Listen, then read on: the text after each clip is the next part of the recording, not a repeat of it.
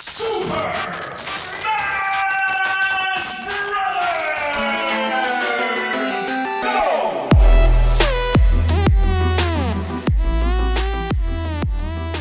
Hey guys, we're here, SSB64 podcast, December 26th, 2014.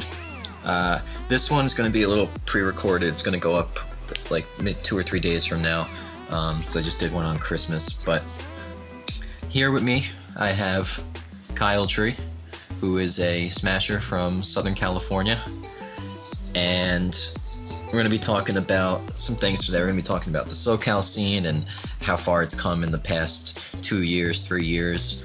We're also going to be talking about Kyle's sort of personal Smash journey, for want of a better term. Everything included in that. And then we'll go on to the regular old Apex discussion that we've had before, which should be interesting. But Kyle? Yeah. You with me? There we go. Yeah. So, first up, you're from SoCal, right? How long have you been playing? I remember when the game came out, I was playing back then, but not seriously, obviously. It was pretty much just high roll with all beam swords. But only in the past 2 years have I really gotten serious about it.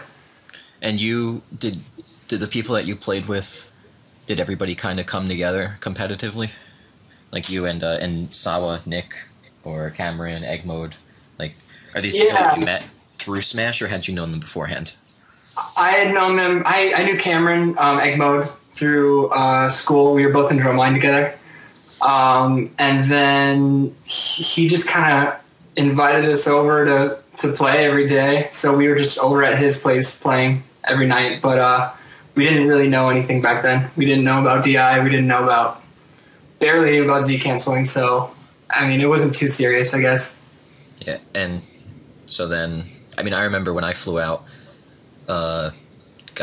last October, maybe a year ago, and I played with you and Nick in the hotel room. You guys, after I played in April, you guys improved a lot in that little 6-month period. So yeah, we definitely put a lot of time in.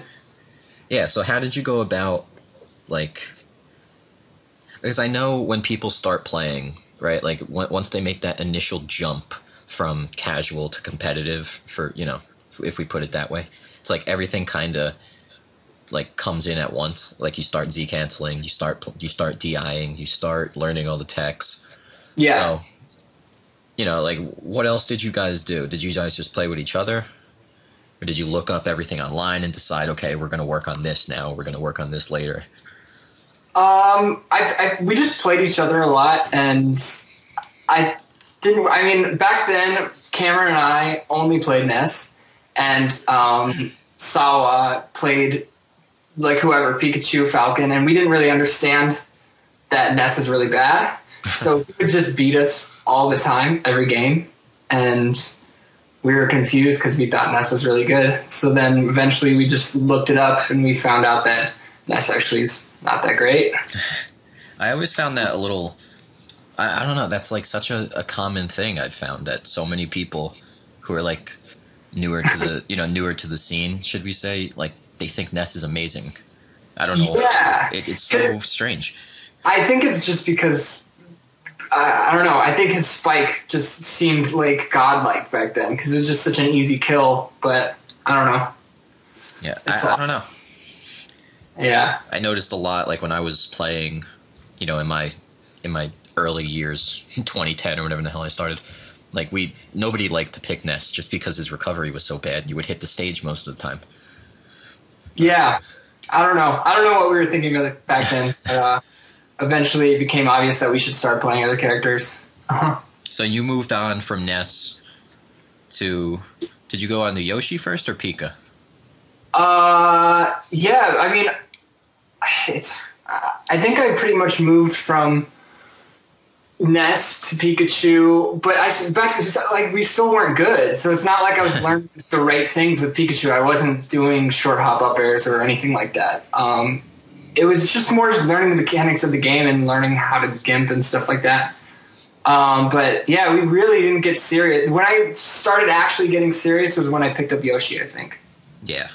Yeah. So, but now you would say that now you like main Pika, or would you still? Yeah, definitely. I kind of revisited Pikachu with new knowledge, and just the possibilities opened up, I guess. I didn't really understand anything before about comboing, up air comboing, anything like that, and yeah. Yeah. So, and did everybody else kind of switch out? Like Eggmo, he went to Pika as well? Yeah, I don't know. Egg mode is funny because we've always kind of played the same character, no matter like along the whole time. So when I switched over to Yoshi, we were both playing Yoshi, and then yeah, we both are really really tight in all of our matchups and all of our Dittos. Our Pika Dittos are like this. Our Falcon Dittos are like this. Our Yoshi Dittos are like this. So it's kind of interesting. Yeah, that is. That's something cool that I haven't really heard of. Yeah. But so I mean, when you guys were moving on, getting more into it and everything, so you would play together, right? And then you went to like an event. Like, what did you go to? What was your first event? Should we? Okay, so Soto, who's kind of like the ringleader down here in SoCal for Smash 64. He put on some event, and I think it was called like the Smash Olympics or something like that. But it was in LA. And we showed up, and we didn't really know what to expect, to be honest. But I did really bad. I think I got like 9th or 8th or something. And 9th isn't like that bad for your first tournament. Yeah, well, it is bad considering like the scene down here isn't like the East Coast. Well, that's true. Yeah, I mean, I don't know. My first tournament, I got like 5th place or something, and I was really happy. And then I realized like, yeah, the people that went weren't that great, should we say? But yeah, yeah, that's where we met Nier and Mad Rush and J Lo and that whole like San Diego crew. Oh, so they all drove up. Yeah, they all drove up. They pretty much drive up for every tournament, and we just saw Nier doing the craziest things. To I think it was Blonde Kid. I don't know if you've heard of him. Yeah, I saw. Was that the one that was streamed with Nier's Falcon punches? Yeah, that's the game that like Cameron and I and Sawa, we were just sitting there like, what the fuck? Like, this is crazy. Yeah. So I think that was when we were like, all right, we have to win. We have to get number 1. So that's what spurred you into like going hardcore. Yeah.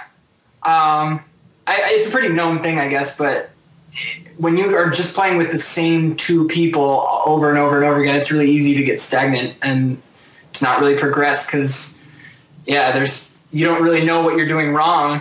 So once we started playing with the San Diego guys and we met Soto and that whole crew, that's when it really started taking off. Like a year ago or something. Yeah, and that's, I couldn't agree more. But I know some people will disagree with that you can play the same couple people and develop, but you do eventually get into a rut.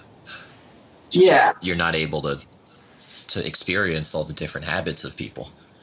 I think the only way you could possibly make it work is if you were just studying videos from, tournaments around the world, and that way you could possibly do it, but we weren't even doing that. We were never watching videos. We were just playing with each other. So right. So did you incorporate that eventually?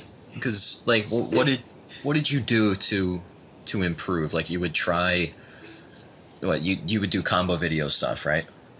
No, that's only pretty recently that I started doing that. Yeah, like within the last year or so. But I mean, back then, yeah, I feel like each of us just found little tricks, and I don't know how we found them. Eventually it was because we were watching videos, but yeah, we just figured out little tricks of ways to kill each other faster, and yeah. And kind of took it from there. Yeah. But I think the videos came next. Sawa showed me some stuff from Apex, and he's heard that someone said this thing called DI, and we had no idea what that even was. And we looked it up, I guess, and yeah, so I guess it started from there. And then,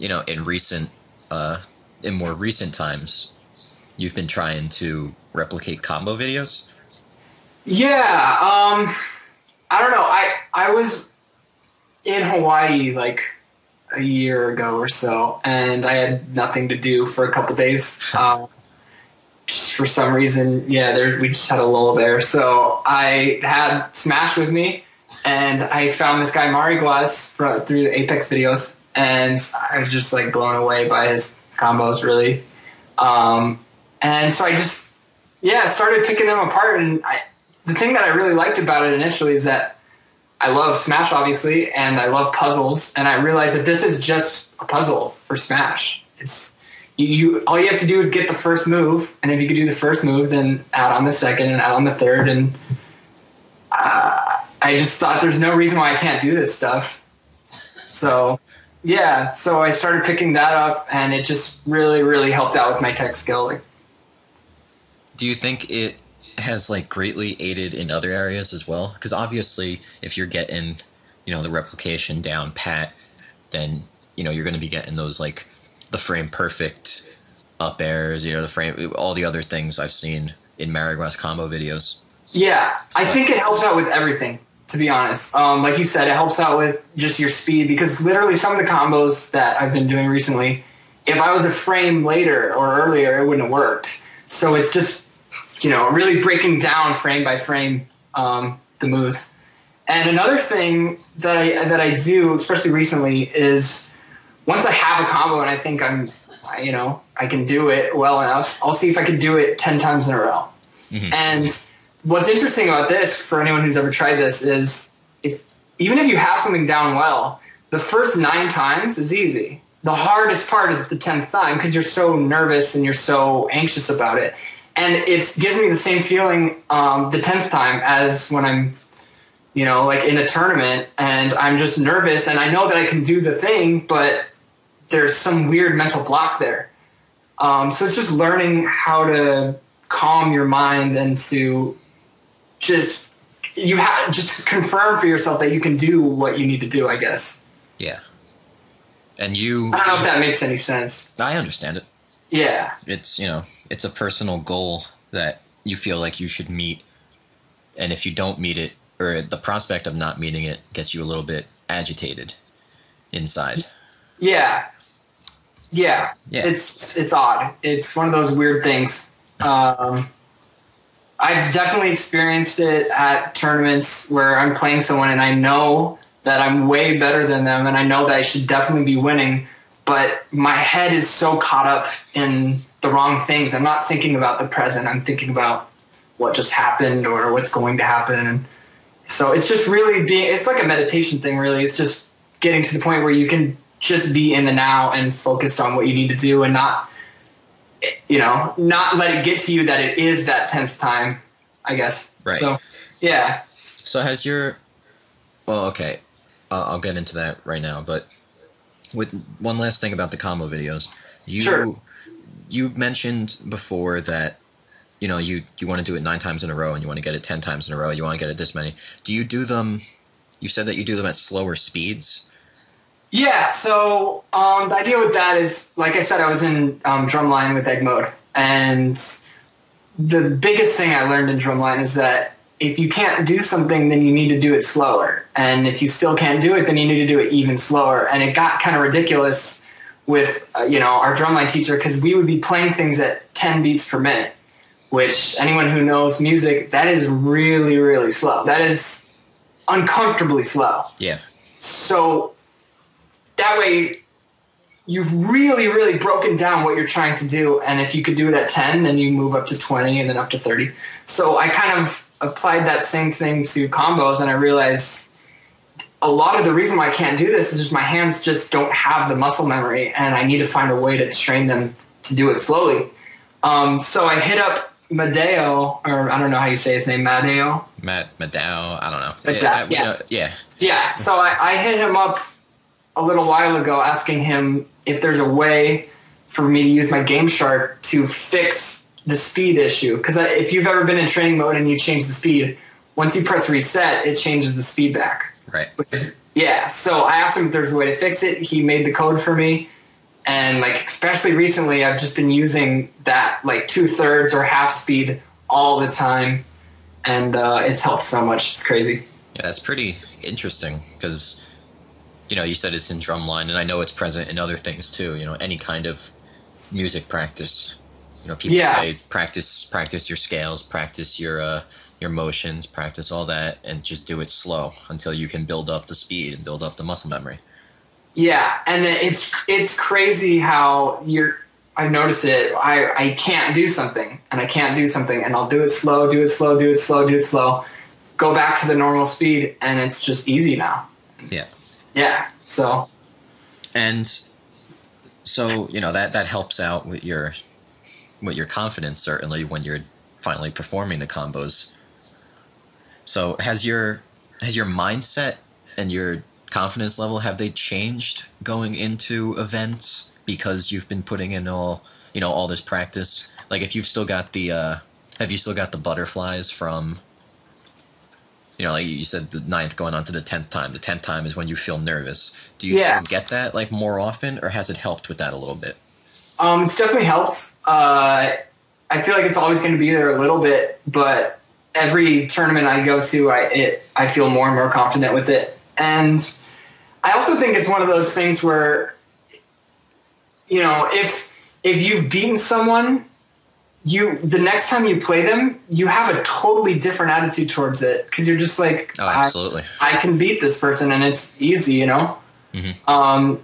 It's just such a mental thing. The whole game is so mental. When I'm playing someone that I've never beaten before in tournament, my whole mind is just like, there's no way to beat this person. And I know that that's a really bad thing to be thinking, but it's hard for me to kind of not think like that, Yeah.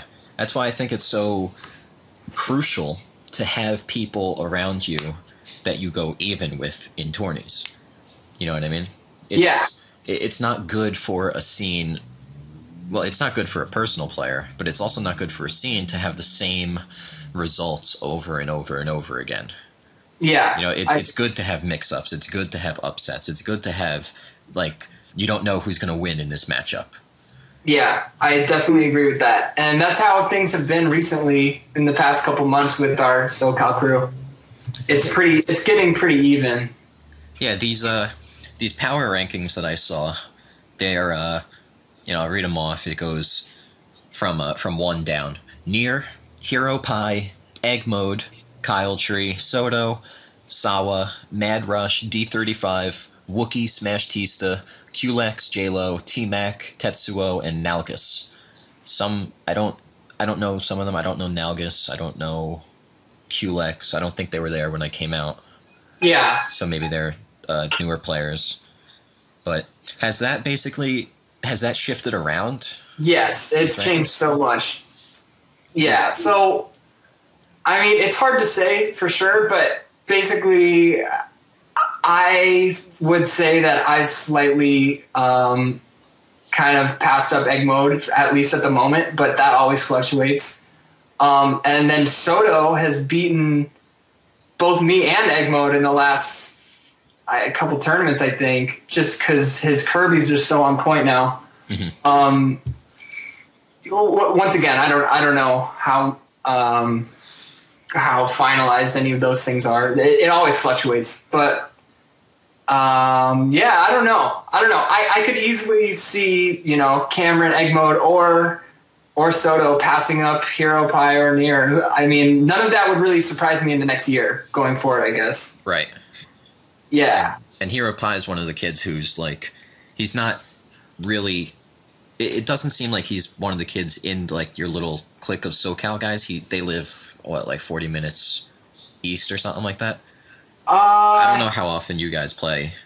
Yeah, well, that's not really the issue. The issue is that he works at Rouse and he's just constantly working. So whenever he can come play, he does play. He's actually closer than I am to Soto. Oh. Yeah. He's just never or seldom at the fests.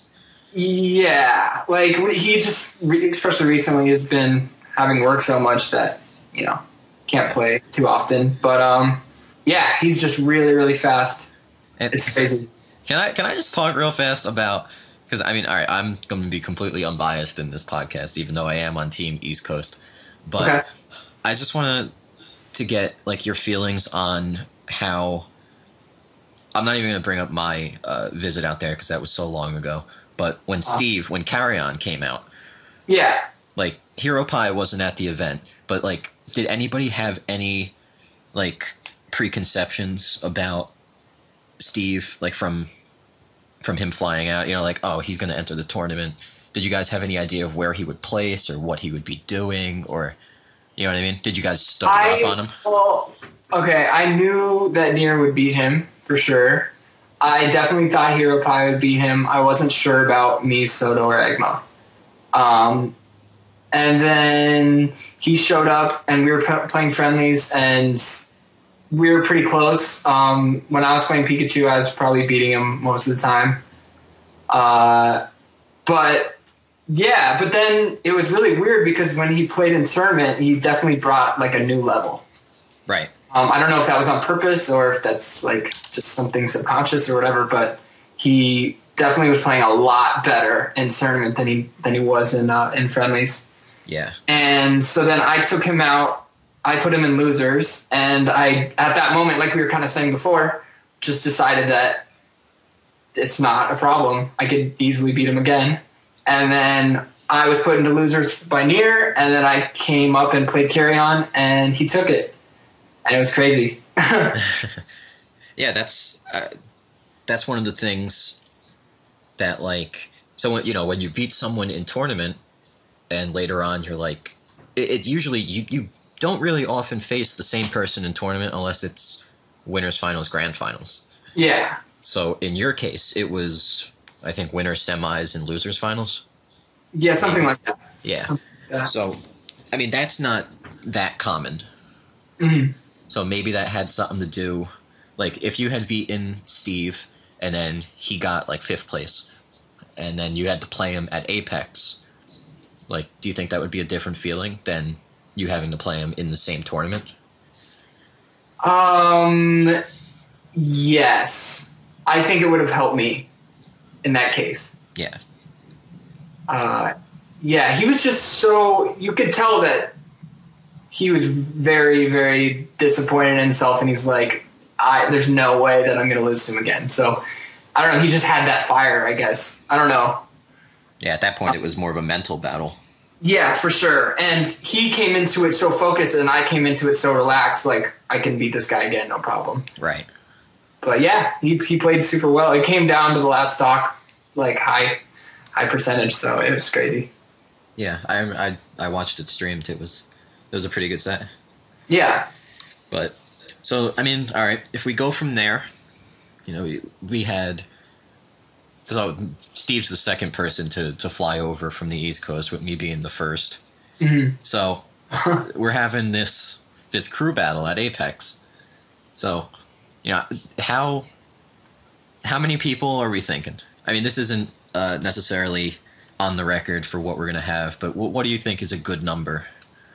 Like, this is something I've kind of talked about with people over here recently. They've asked me, you know, what do we think is smart? And in my mind, the more players we include, the worse we're going to do, because we don't have many top level players. Like, I don't even know if it depends who you know you're allowing into it. Like, if we're saying Mariguas is on our team and Nier ends up being able to make it, and Cabal and that, then I don't even know if I should be on that list. I think we might even be smarter just, you know, doing Cabal, Nier, Mariguas, Hero Pie, maybe. You know what I'm saying? Yeah. I mean, Once you start including more and more people, we go downhill for sure. Yeah, I'm of the same mind. Well, not with, I mean, like, we're not, I don't want any Canadians or Mexicans, just because crew battle has always been continental U.S., East Coast, West Coast. Because then, you know, it's like, if you guys get Mariguas, then you get Jaime as well, and then you can get Boom, and then we get Y-Bomb, and then it's just, at that point, it's just a division, you know, in the entire North and South American continents. Yeah.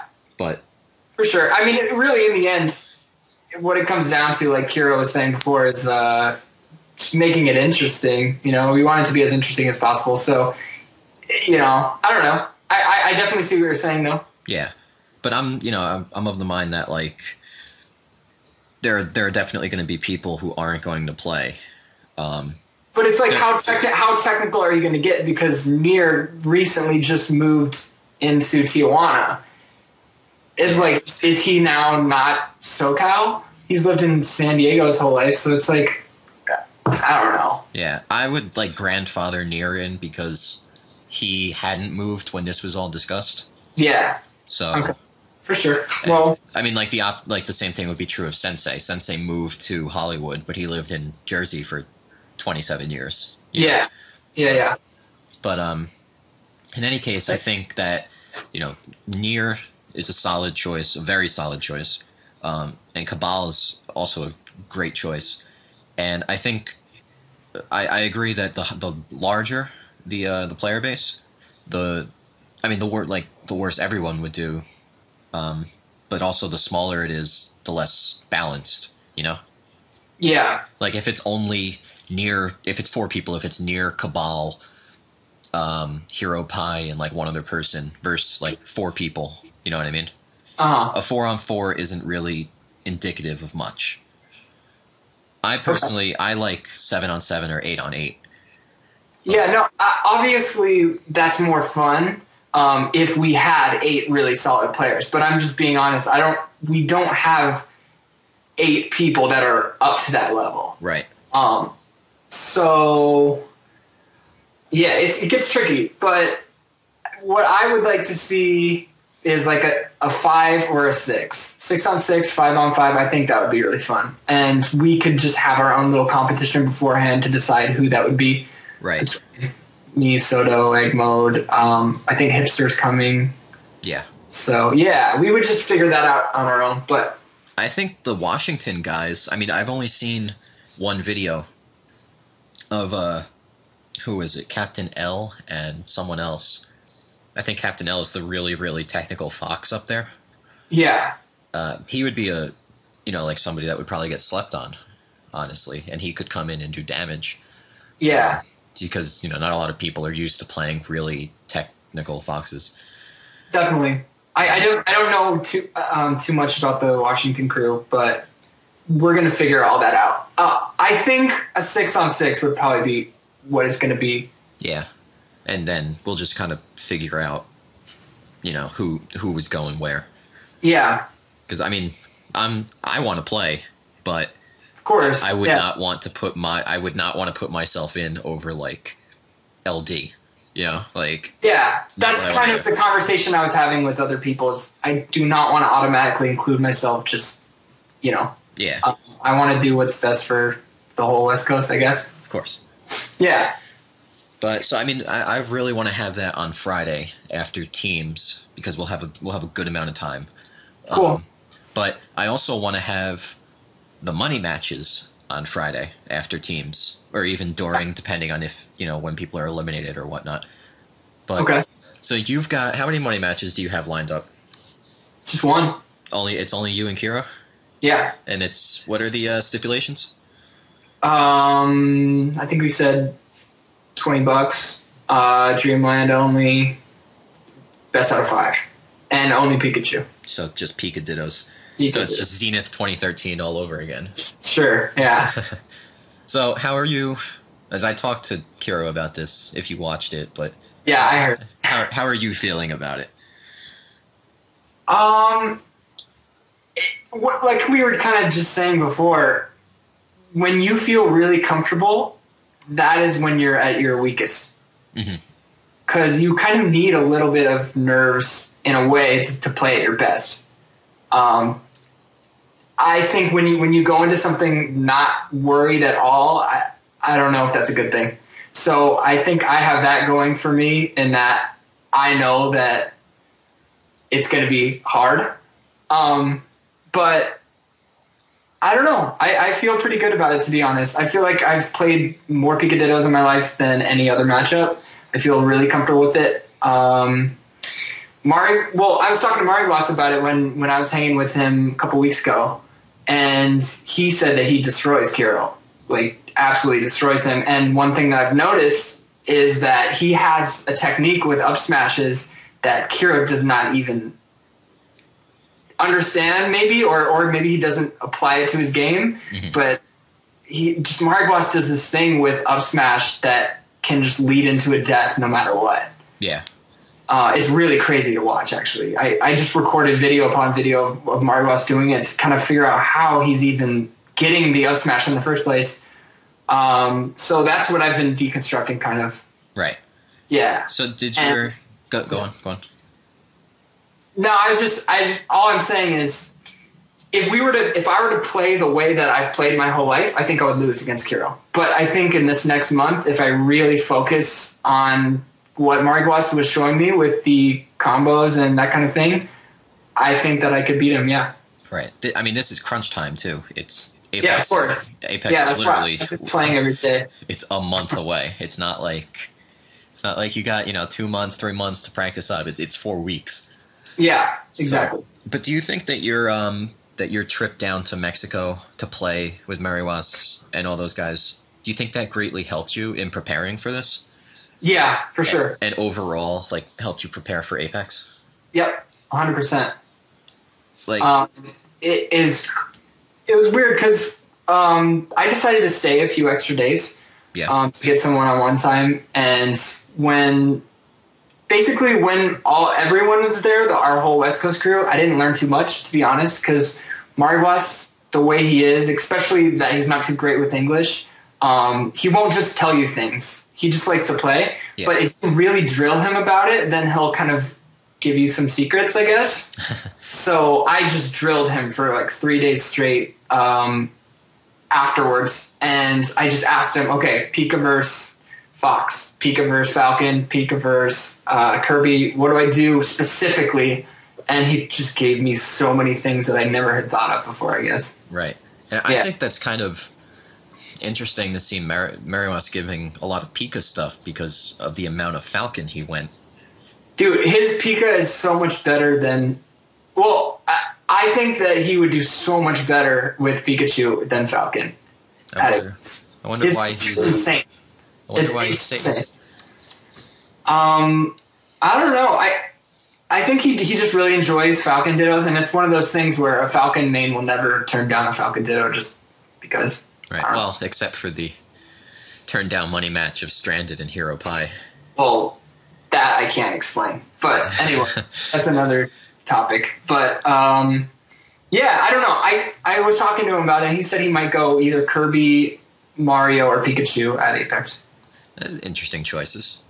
Yeah, all three of them are just insane. He's so good. But yeah, so I thought that was interesting that Kuro talks about how good he is in Pika Dittos, or how good his Pikachu is in general, but I don't think it has anything on Mariguas, to be honest. Right, and that's coming from like both you watching Kuro videos and Mariguas is like from when he played him, which I don't remember seeing them play. I remember him playing Tommy and him destroying Tommy. Yeah. Which was great. Definitely. But yeah, I think that'll be one of the more interesting matches to watch. In addition to I mean I'm playing Hero Pie as well. Trying to get my 5 back from our money match. For sure. But I do want to see I want to goad Stranded into playing Hero Pie and the Falcon Ditto because we need some really great money matches to get recorded and really stir up like the community and kind of drive people to get better and even join and all that. Yeah, definitely. But I think I think you and Joey will be a good one, to say the least. Yeah, I heard him mention that he had never lost a money match before, so honestly, that would be the most amazing thing to end that streak. Right. That'd be great. Yeah. I think probably Kuro's most well-known moment was when he beat Battle Cow in a $50 Pika Ditto. Nice. And did not take the money from Battle Cow. Wow. Just like, I don't know. Is that on video?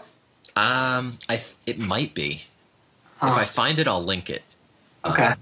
Cool. It's from Apex 2013, I believe. Yeah, I'd like to see that. That's cool. I think it was Apex 2013. But, as long as you're prepared for everything, it'll be better for you. It'll be better for everybody watching. It'll be better for everything, really. Yeah, definitely. So with Mariguas, it seems like everything down there helped. 100%. Yeah. Anytime playing with him helps because you get destroyed. The cool thing about him is I've noticed with a lot of players, a lot of really good players, they'll kind of sandbag and mess around or whatever, but not him. We'll play for 12 hours, and in that 12th hour, he is just as, set on winning every single game. It's so crazy. Right. So if you ever do beat him, like I rarely do, you know that you did something right. Right. Yeah. Yeah, I definitely want to get some matches in with him. Yeah. Are you playing teams at Apex? I haven't signed up yet, just because I don't know. Kuro said something interesting. I asked him why he wasn't doing teams, and he said he wants to have all of his focus and energy towards singles and getting as many games in with everyone as possible. He's also bad at teams, but go on. For sure. Yeah. Well, I'm bad at teams too. It would just be something for fun. Right. But that makes sense to me, what he said, so I've been thinking about it. I don't know. We'll see. I might do it for fun. Yeah. It's also pretty early. It's like 11 a.m. that you have to be there for teams. Oh, wow. So. For sure. If so, I might just team up with Mario West or something. That might be funny. Yeah. That's, instead of Team Mexico, him and James. Yeah. But yeah, so when this goes up in a couple days, I think that the T-shirt for Nier, will that have already been expired? Well, that expires in 4 days. What day? That expires New Year's Eve? 4 days from now. So the 30th. Yes. Okay, so that's Tuesday. Okay. Yeah, well, so there's no way you could release Monday? Yeah, I was gonna say I'll put this up on Monday then, and then. Yeah, put it up on Monday. If anyone's listening and wants to support our friend Nier, I made a T-shirt that looks pretty cool, and yeah, it has everyone's name on it or for the most part, everyone who really plays. And yeah, I feel like if we sold all those T-shirts, we could get Nier to Apex, and then it would make the crew battle a lot more interesting, Absolutely, and I'll provide the link. It's everybody's names with the 64, the two numbers, emboldened in red, and it's the class of 64, which I thought was a clever name. Yeah. And I think it's $18. Yeah. So it's $18, and you get one, then it'll go to Nier's plane ticket, because right now he doesn't have enough money to get there. Yeah. So, and Nier's one of the guys who, people are going to sleep on because of his performance last Apex. Mm-hmm. So hopefully, he'll have everything sorted out with the adapter. And yeah, he got his own adapter now, so it's been set. And especially if Carry-On fixes the issue. Carry-On said he was making it so you don't have to reset it up every time. Right. So that should help. Yeah. So Nier could definitely do one of those. He could be like the reverse Gel, when Gel got 9th and then he got 65th or something. Yeah. Nier could go from getting 65th to 9th very easily. Yeah, definitely. Bracket dependent, of course, as long as he's not put in Boom's bracket. Yeah. And have to battle through losers. But if you do decide to get it, whoever's listening, make sure you wear it at Apex, because I imagine a ton of people wearing them, and it would be really cool. Yeah, it would be a good picture as well. Yeah, definitely. And he's just Nier sitting in the middle, looking away from the camera like he always does. Yeah. But yeah, I think we covered pretty much everything. Cool. You got anything else that you want to say or talk about briefly? I don't know. I keep thinking about this stranded hero fight thing, and it's just really funny to me, I guess. I really think people are underestimating hero pie. I think it's just irritating with stranded. Yeah, it's definitely It's like just do a fucking money match. Yeah, exactly. I don't understand the idea of, you know, whatever he's saying, like, oh, it wouldn't even be a challenge. If it's not a challenge, then take the money. It takes 2 minutes. It's like a Falcon ditto. It's not like you're doing, you know. Right. It's on Dreamland. It's not even high roll. Yeah, exactly. Yeah, so I don't know. It doesn't make sense to me, but either way, they're going to be playing friendly, so I'd like to see that. Yeah, absolutely. And hell, they might even wind up, you know, being in bracket together. Yeah, that would be awesome. I don't know how things are getting sorted yet, or how seeding's going to happen, but I don't know. Maybe I'll slip Nintendo $2 and tell them put Stranded in Hero Pie's bracket. Yeah, make things real saucy. That would be amazing. But yeah, so that I suppose concludes this evening's podcast. I'll try to get back, you know, with some other people like always. Again, whoever you guys want to hear, leave a comment. If you guys want to talk about anything in particular, leave a comment. Subscribe to the channel, do all that good stuff that comes with it. Other than that, thanks Kyle for sitting down and talking. Thank you. And well, I'll see you at Apex, and everyone else, I'll hopefully talk to you in a couple days. So, peace.